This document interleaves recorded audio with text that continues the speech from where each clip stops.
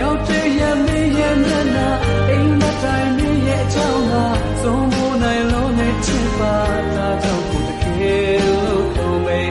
အရှင်လို့ခေါ်မယ်တော့ခေါ်မယ်တော့ကြွပြေးလဲလို့ကိုမလို့ပါနောက်ရှက်ကအောင်နောက်ချင်မှာဆွေးနေတဲ့ဆွလို့နှလုံးသားဒါကြောင့်ပြန်ခဲ့မယ်ပြန်လဲလာမယ်တော့ဘယ်လိုလဲ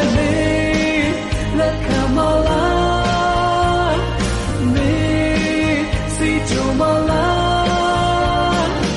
အဖေတော့ပါဘူးမမိုက်တော့ပါဘူး